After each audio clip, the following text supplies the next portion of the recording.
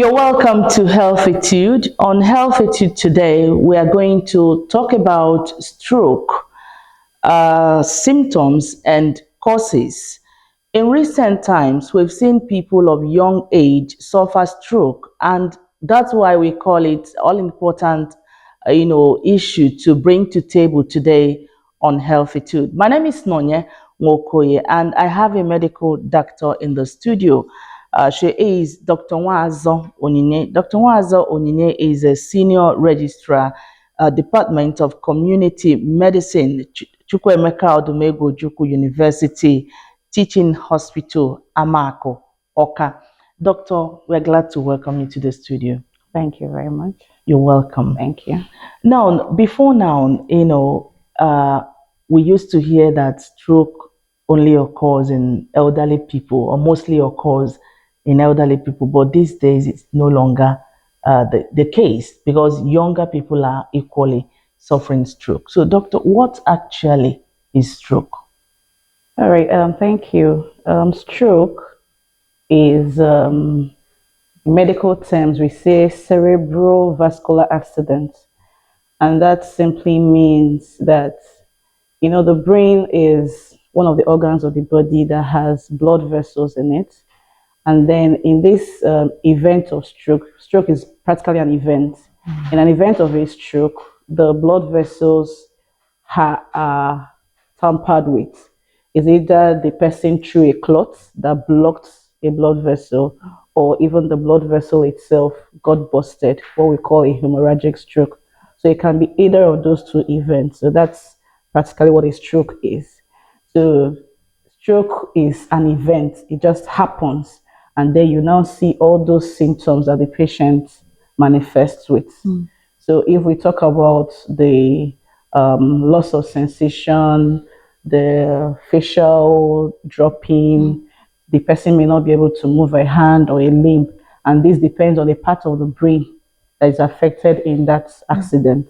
So that's a stroke in a nutshell. Okay, you said it just happens, and I don't know.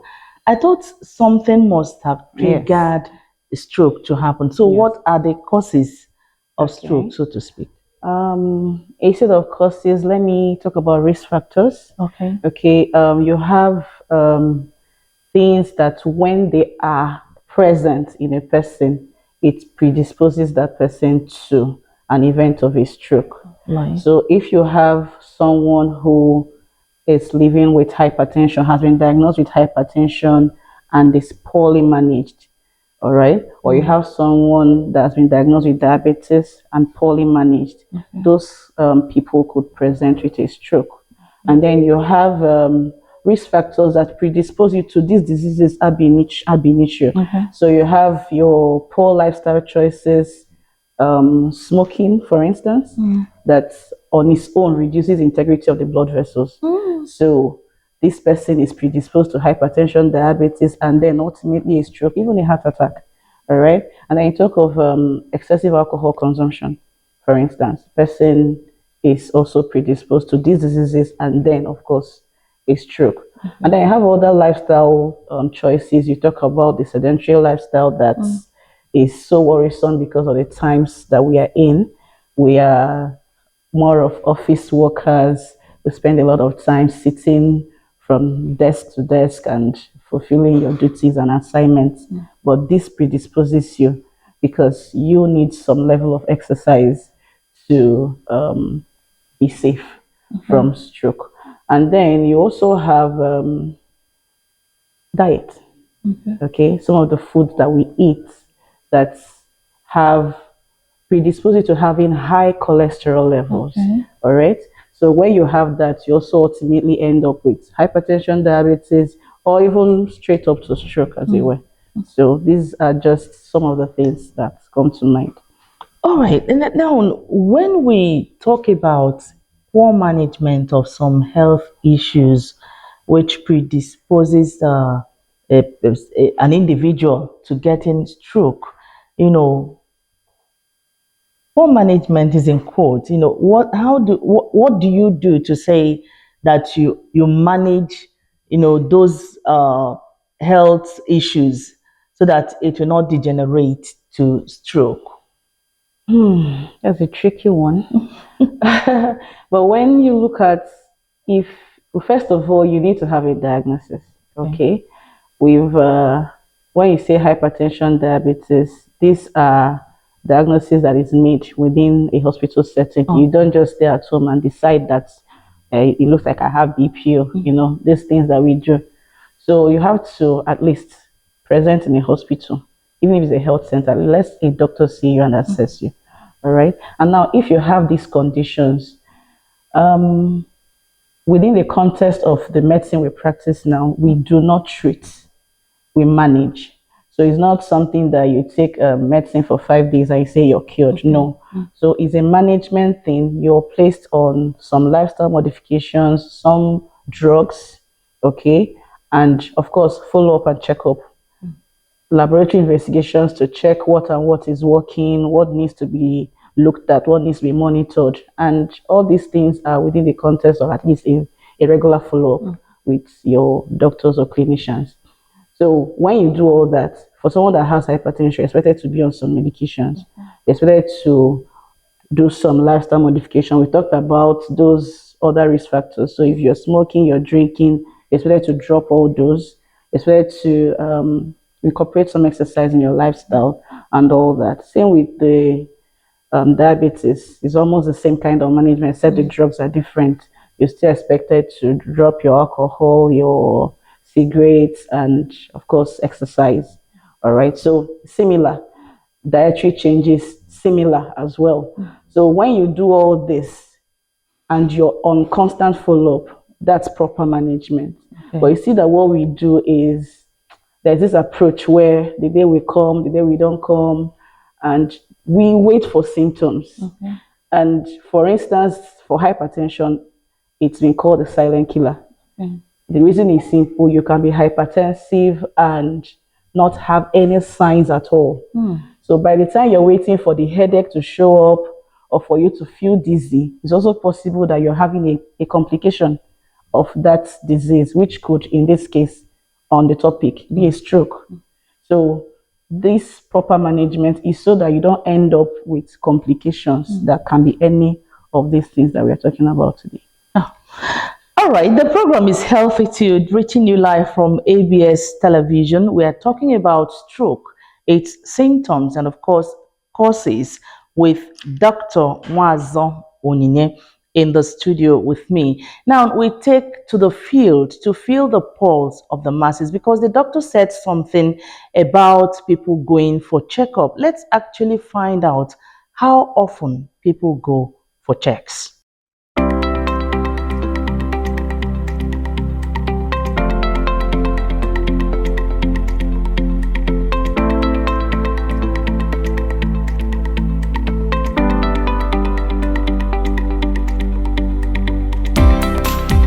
You're welcome back to the studios of Healthitude on ABS television. We are talking stroke, its symptoms and causes. Now, Doc, welcome back. And we've gone to the field and sampled opinion of people to find out how often they go for medical checks. And your guess is as good as mine. You know, our people find it difficult to go for checkups, except they are already down with the disease or the sickness, as the case may be.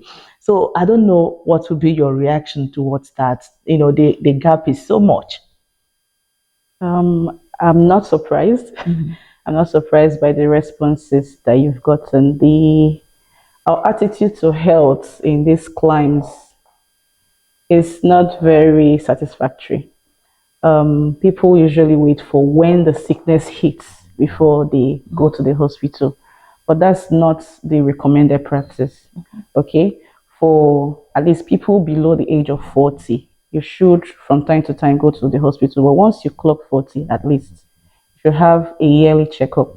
Okay, that's a yearly checkup is there's no symptom, there's nothing you perceive that is wrong with you. You still have to go to the hospital. Let them check your weight, let them check your blood pressure, let them do some basic blood tests, you know, check your lipid profile, know if you have cholesterol in excess. And then even find this test can even point you towards whether you have hypertension, diabetes, early signs of the Yeah, disease. and dog, talk of we are not used to these things. How much more this period we are in when the economy is nothing to write home about? Yeah. Do you think our people will find it easy to go to hospital, except if there is anything government can do at this point to ensure that her citizens, makes it a point of duty to always be at the hospital at a particular point in time to do checkups? Okay, to this I would say health is wealth. Mm. Whatever you spend to be in good health is a good investment. Let's note that. But then on the aspect of the costs of what we need to do, of course, there may be difficulty, especially with the economic situation and all that. But I will still advise, let your health be something you invest in. And it's better to know than not to know. People shy away from finding out what is a problem, knowing if you have a diagnosis or not. But living in ignorance doesn't really help, because some of the things they may come up with are things that you could reverse if you find it early. Really? So checkup is something you do for yourself to safeguard all the other things. So even that small that you have, you bring out from it to safeguard the rest. If you fall sick, if we look at the stroke spectrum, for instance, some people outrightly they die, some survive a stroke incident, and then they are dependent for the rest of their lives. They lose economic power and all that. So if you look at the overall effects of having an illness, you find that whatever you put to achieve good health is more or less an investment. But when we come to that cost still, we also know that in this state, for instance, there is health insurance. Okay. Okay. And you can either register as groups or as institution that you work with, or even as individuals. So there are provisions, but do you even have interest? Okay, so you need to know that this is what you want to do and then actively pursue it, ask questions, and you'll be led to the right places.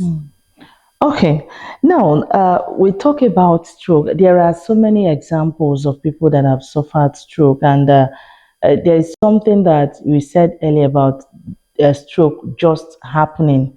So does it mean there are no signs, there are no symptoms before they happen? Well, for signs and symptoms, when you're seeing a sign or a symptom, the stroke is taking place. Already? Yes. So if you want to preempt a stroke, you'll be talking about your proper management of the health of this person before the incident of a stroke. Because by the time you're So seeing stroke seems to be the last it's option. an event. Okay, it's an event. It's an It event. just It's an occurs. accident. Okay. It takes place and that's it. Okay. All right. So if there's a clot that has traveled and blocked a blood vessel, it has done its job. The stroke has taken place. Okay. So what you're seeing is a manifestation of that clot in that part of the brain. So if it blocks, say, a supply to part of the brain that is controlling the movement of your hand, you start seeing that that hand is not moving. Okay. So what you're seeing is a result of an event that's already taken place. So we don't want to wait to see any sign. So rather you manage whatever is going on before. So if you're hypertensive and you should be on medication, please be on the correct medication. Follow up with your doctor to adjust as necessary, rather than waiting for a stroke event, because that's when we end up with other issues going on.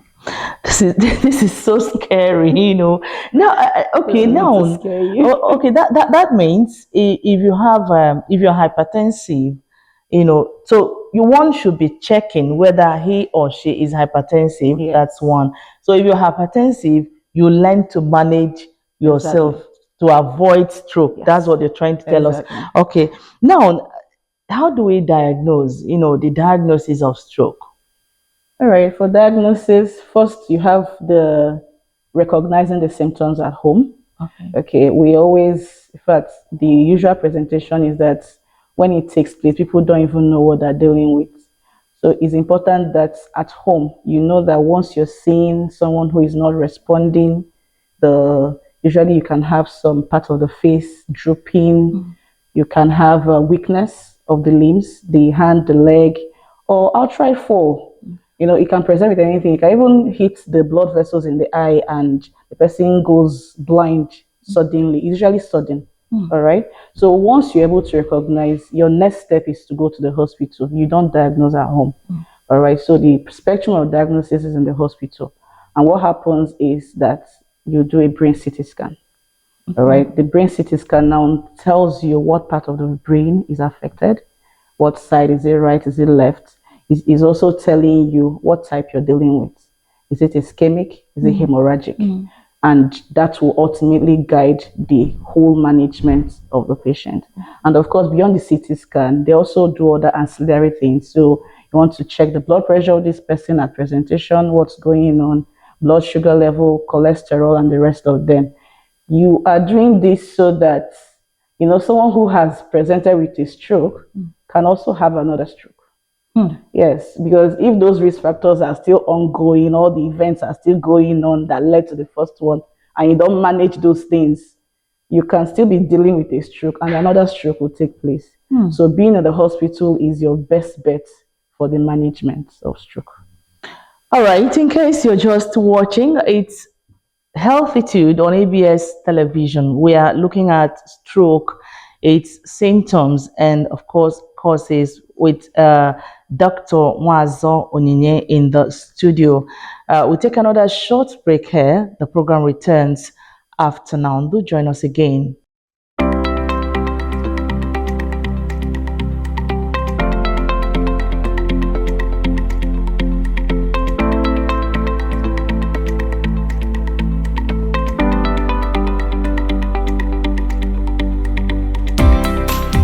Right now, we are on the streets of Aroma Junction. We'll be sampling the opinion of people on how often people go for medical checkup. There's nothing wrong in once in a month or once in 3 months. Every quarter you go to hospital for hospital checkup. Least thing that you can do for yourself is to take care of your body. Because this body that you have, once it's weak, you cannot do anything. Somebody should always go for medical checkup, whether you're sick or not. People should go for medical checkup regularly. So some persons might do like once in a blue moon, or probably when the symptoms or signs of them being ill is kind of very strong or very severe, then before people will want to go. Well, it depends on my health status. I don't normally go to hospital just like that. Now we are back. We've heard from different opinion of people on how often they go to the hospital for medical checkup.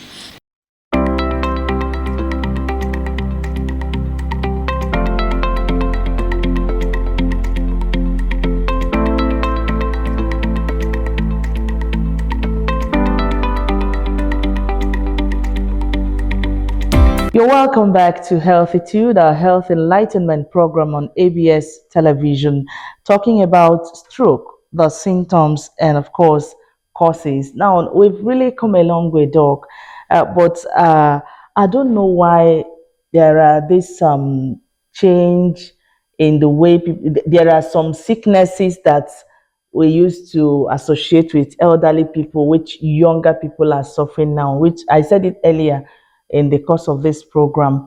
What actually do you think is the cause of this? That, a young person of 14, 15, 20, 25 is now suffering stroke. What used to be old people's sickness when we were much younger? Well, stroke is not really limited to age. Okay. Usually, it's because of the things that lead up to a stroke. Usually, if someone has a condition that predisposes them to having blood clots form in their body, or their blood vessels narrow down and they throw a clot, or something that makes their vessels to form maybe an aneurysm or something and bleeds out. So it's not really about age now, even though it's more in the elderly. So if you have someone, for instance, a child living with sickle cell disease, for instance, there is already some issue with blood flow and the rest. That person can have a stroke, even though it's a child. All right. So it's not really about age anymore. And then, interestingly, you can also have hypertension and diabetes present in children. Yes. So if What could be the cause? most times you have genetics, Okay. okay, and then some other medical conditions that can come up. So if you have all those things already present at any age, it means this person at whatever age you have these things going on is also at risk for stroke. So he doesn't need to get to 50, 60, 70 Before you suffer. before he presents with one. So all that checkup is just to be sure that at any time you're okay. All right. All right, now, how do we manage stroke for somebody that is already down with stroke? What's the management like? Okay, I think we mentioned before your best bet is in the hospital, Okay. preferably in a hospital with specialists. Okay, you have your neurologists and then the neurosurgeons for when they need a surgical component of the management. But the person is better off in a hospital because, like I said, you want to manage the all the things that predispose to that stroke so that you don't have another one. And then when you come out of that acute phase of illness, you also want to do some level of rehabilitation because if someone has lost ability to move the hand, the legs, and able to walk, you now need to start doing exercises to teach them how to do this or that. Is not able to speak, you want to get a speech therapist, you know. So all that components of care, you're getting that in the whole. It's not. This is not about home management at all. This is not a where there's no doctor. Now, can we really, at the end of the day, can we really get the person back to his or her original shape? Because there are some people that it could bend one part of their mouth. Some it could affect their hands or their legs. At the end of all the therapy, all the management, can we really get the person back to his or her original shape? That's a tough one. You could have a bit of restoration of function, all right, because you're looking at the brain that is fully formed and has had an accident, all right. So all that management, you're trying to reperfuse, see if the brain, you don't lose a lot of brain cells and all that. So there'll be some deficits, obviously. So what happens in management going forward is sometimes you want to reteach, teach the person how to do some things again, depending on the level of injury the person sustained. Of course, you could see a total return or maybe modifications. So if a person is able to change one or two things about the way they carry on, they can keep moving ahead, and they may need some help like mobility, help, maybe a wheelchair and stuff. So it may not really return 100%, but if you put, depending on the level of injury, obviously, but if you put in the work in all that rehabilitation therapy, you could have restoration. All right. Now, doctor, there is something that is important. I would want you to look into the camera and talk to our people. There is this culture with our people that some doctors handle everything. Let us know if there are some special special doctors for this, like stroke, for instance. Who is supposed to handle stroke? Can you just go to any hospital to get treatment for stroke, or can any doctor just handle you or refer you? I know when we were much younger, there are sometimes you go to some hospitals, they do a referral, but you no longer see that today in most of our hospitals, where you will come, a doctor will know that this is not my area. He will insist on managing the person. So if you can talk to our people and let us know if there are special doctors that handle stroke, and of course, when it happened to somebody, this is what to do, where to go to get such help. Okay. The incident of a stroke happens in the brain, like we said. Okay. And so the doctors who are specialized in the area of treating the brain are called neurologists. And then you also have the neurosurgeons for when you need to intervene surgically. So these are the core people that you need to manage a stroke. But at the same time, you're also looking at a disease that came from other diseases. So you want to look at a multidisciplinary approach. So let's say this person ab initio had hypertension, some level of cardiac disease going on. You want to see a cardiologist in his team. You want to see maybe an endocrinologist if he had diabetes and so many other things. So I feel your patient with stroke is better off in a teaching hospital. Okay, if I'm being honest. But at the same time, I know that some other levels of healthcare facilities that we have are able to assemble a team. So the important thing is just make sure you're not at home. That's the first step. And then once you get to the hospital, make sure there is a team so that you're not dealing with one doctor or who probably is not the person you're supposed to be seeing. Ask questions. Um, these hospitals play an important role. Of course, the first aid and even telling you what you're dealing with is important. It's important that you're in the hospital, and then, of course, if there's need for referral, I don't want to say that doctors don't refer. I know that we know when we cannot handle something and we know when to move to the next level. Okay. So important thing is when you're in the hospital, communicate with your whoever is in charge. Let them put you through what is going on. Ask questions, of course, calmly, and work with the correct information. All right. Finally, there's this findings that more than 100,000 cases of stroke is what we have in Nigeria each year, and I think this is quite high, Doc. Do you think so? And what do you think could be the cause? It's a significant number, obviously. But like we've said, it boils down to our lifestyle, our lifestyle choices, the things we don't do, the things we forget to do. So it still comes down to all the preventive measures that we don't take note of. I think that with lifestyle modifications, all right, and your regular checkup, we could actually touch this Cut number. it down. Yes. All right. I would like to thank you so much, Doc. I think you've really done justice to this topic. Thank you, Dr. Wazo Onyinye, Senior Registrar, Department of Community Medicine, Chukwemeka Odumego Juku University Teaching Hospital, Amako, Oka. Thank you so much for coming. Thank you, ma'am. All right, it's been stroke causes and symptoms on Healthitude for today. Let's take the lessons, and our health is our wealth. Until some other time. My name is Nonye Wokoye. Is a goodbye from here.